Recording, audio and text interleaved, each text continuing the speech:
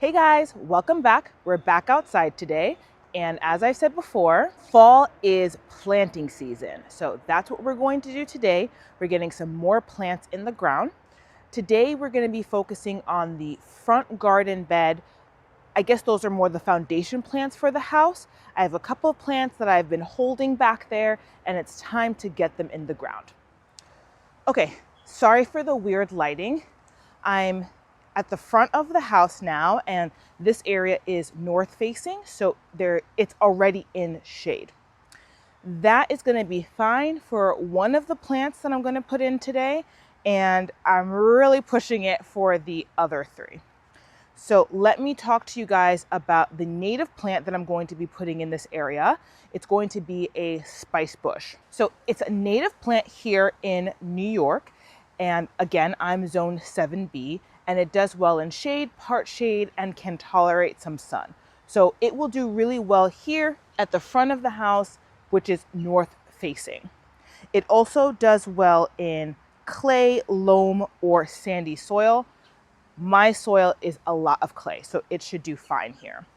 It grows 6 to 15 feet tall and 6 to 12 feet wide, which is a little bigger than I maybe want for this area, but I'm thinking it's something I'll be able to keep trimmed up to fit in this area and not impose on everything else. But it's a native plant, gives berries in the winter and fall that will be great for foraging birds. In the spring, it has some yellow blooms, and it supports the spicebush, swallowtail caterpillars, and some other native pollinators. So I'm glad to have this in the garden, and it's the one of the four that should do well in this area.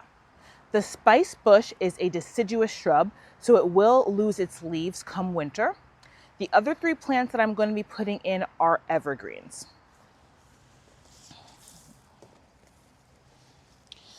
The first is this dwarf hinoki cypress. It wants full sun, which it is not going to get here. It's hardy down to zone 4, grows 24 to 36 inches tall, and is suggested to space it 36 inches apart. The other two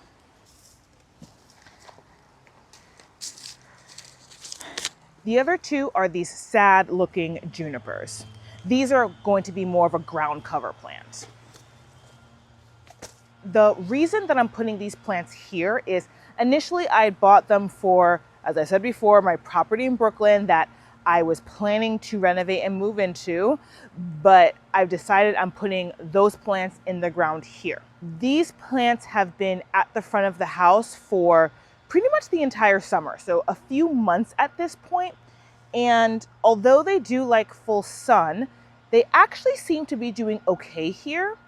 And because they're mostly just for their foliage and they're going to be at the back of the bed, more of a foundation sort of planting, my thought process is, as long as they don't die, even though the environment is not optimal for them, they might grow a little bit slower, but as long as they survive, I'm okay with that for this space. I also can always move them at some point, but at this point, I think it's better that they get into the ground. They've been in these pots for years. I actually had 2 of the dwarf hinoki cypresses, and one of them died.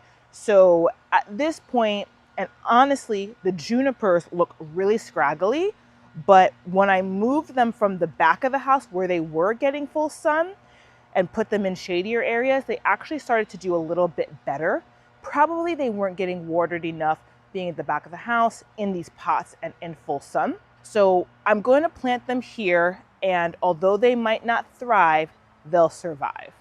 And if at a later point I need to move them, I can do so, but let's get them in the ground. I actually don't have so much time today because I had some meetings this morning, and then as usual, I have a shift later on today. So let's get these plants in.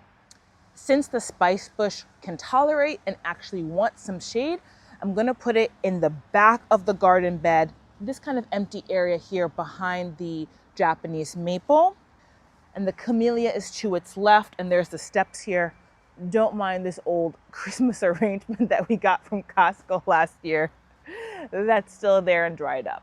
I'll clean this up eventually. But I think if I put this guy right here, there's going to be enough room in this area for it to spread out a bit. The camellia is going to spread this way as well. This one I think will eventually get 6 to 8 feet wide as well. So they're going to touch, but my thought process is I'll be able to keep it controlled in this area, but it'll have enough room to spread around.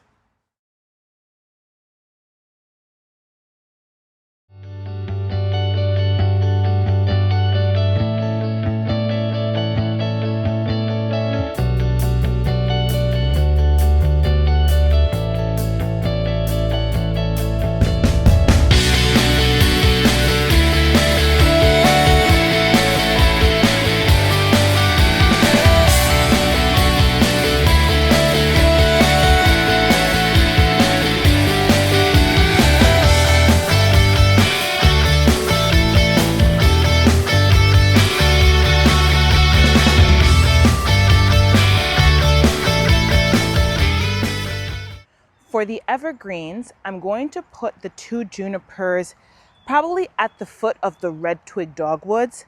There's still some sun here and it's about 1:30 at this point, so they'll get a decent amount of sun, not full sun. The hinoki cypress I'm gonna put back against the brick wall here. It's gonna get the least amount of sun, so we'll cross our fingers. But this one I'm hoping will spread out a little bit and will help to hide the hose bib and everything like that on the side of the house. So it'll go up against pretty much right against the wall over here. And I'll put the junipers kind of under the red twig dogwoods, give a little bit more ground cover back here. The junipers only get 1 foot high, but they can spread to be 6 feet wide. Probably in ideal conditions. I don't know if they're going to get that wide back here or even that tall.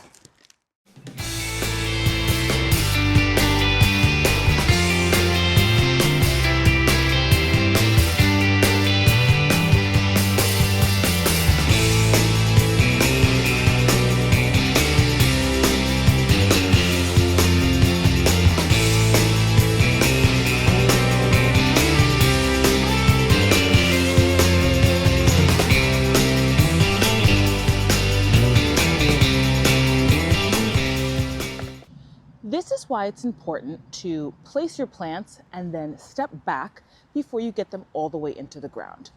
Because got this juniper in, took a step back and realized I actually want it pretty much right where I'm kneeling. So guess who's moving another plant just a few inches? Yeah, me again.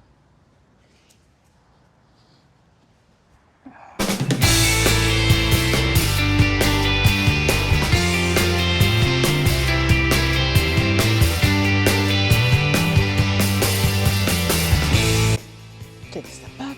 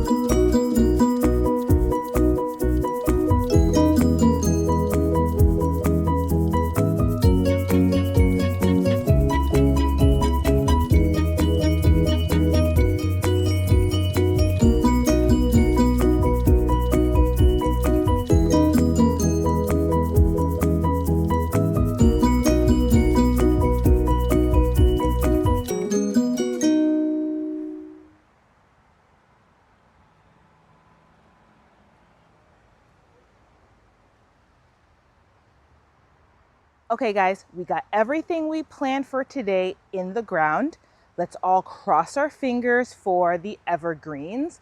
Hopefully they do okay here. I'm really excited about the spice bush.